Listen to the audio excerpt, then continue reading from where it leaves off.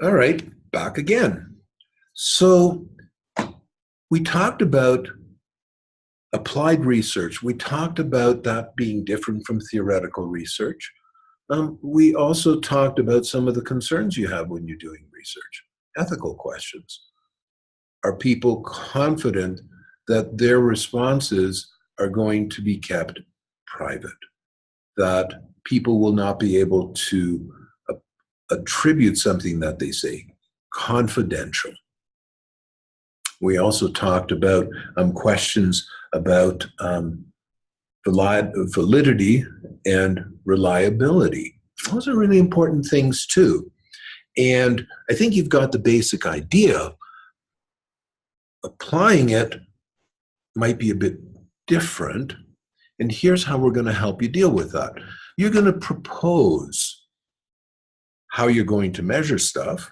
And then Brooke and I will give you feedback and help you make modifications if needed. You might not need them. You might have a great instrument to work with. And then we'll help you develop it a little bit further out. Well, so which instrument are you going to use? That's determined by your research question. Well, how do you develop a research question?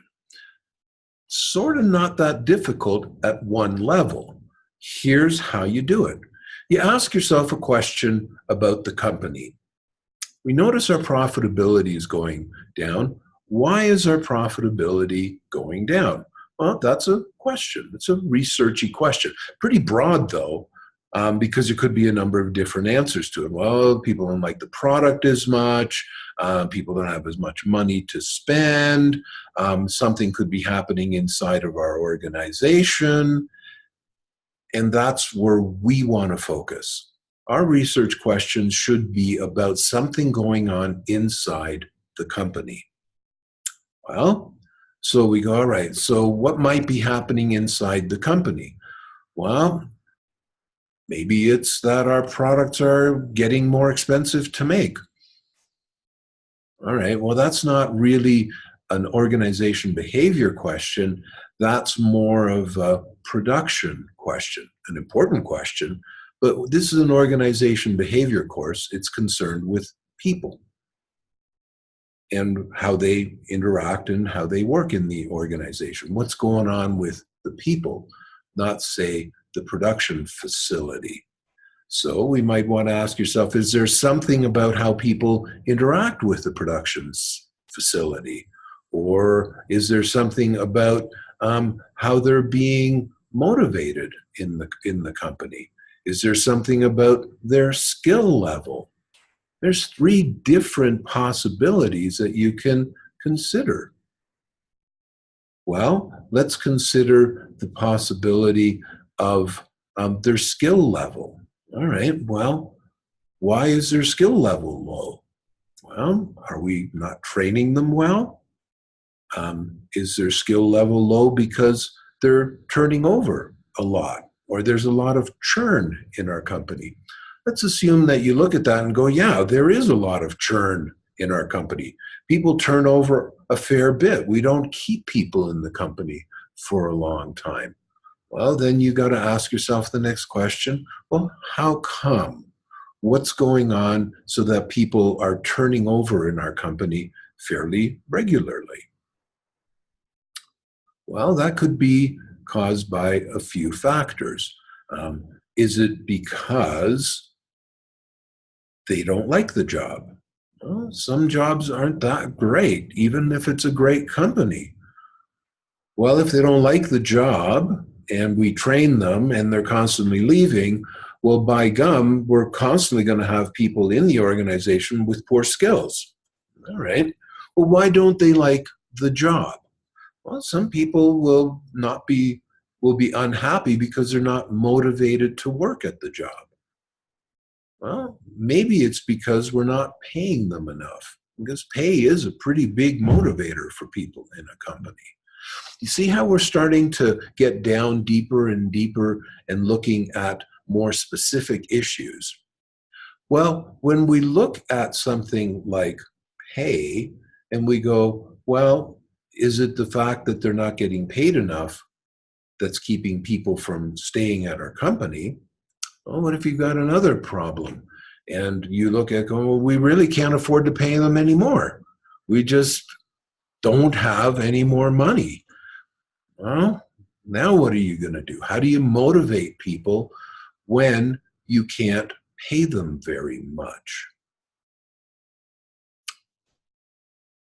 Now you've got a pretty specific research question. And now you ask yourself, well, how am I going to answer that question? And you might answer that question using a survey.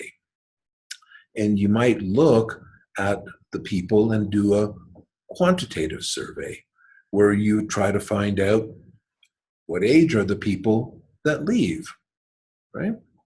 And you might find that the people that leave are people that are just in their 30s. People that stay tend to be a little younger. They're in their middle to later 20s. And people that stay might be 50 years old and over. Well, okay, then that's interesting. That's hard data that we can look at. Well, how are they different? Becomes the next question. And you might find that by a qualitative interview, because you can do both quantitative and qualitative, you might talk to them and interview them to find out, well, what is it about our company, even though we don't pay very much, that makes it an attractive place to be? Well, let's say they give you an answer such as, well, we really don't like the leaders. That just gets frustrating. Well, younger people might go, but I can live with it. People in their 30s might go, I want a good leader, and I figure I can go someplace else and work with a better leader. And older people might go, yeah, well, I don't care that much anyway. Well, now you found out that you need to find out about your leaders a little bit more and ask some questions about the leadership styles. As you can see, it can get complex, and even though you've asked a research question, once you start researching it and try to find the answers, you can find out more information that leads you into a different direction.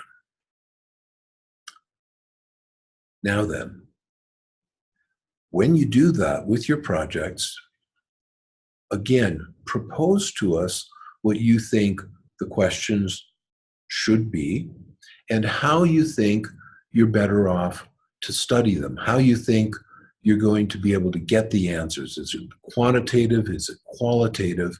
And then when you put those ideas down on paper and you give us an idea of what you think will work, then we can give you feedback and make suggestions to you about whether you can use a different kind of instrument or a different kind of approach, or even better, we can say, yeah, you've got it nailed right on the head. That's the way to do it.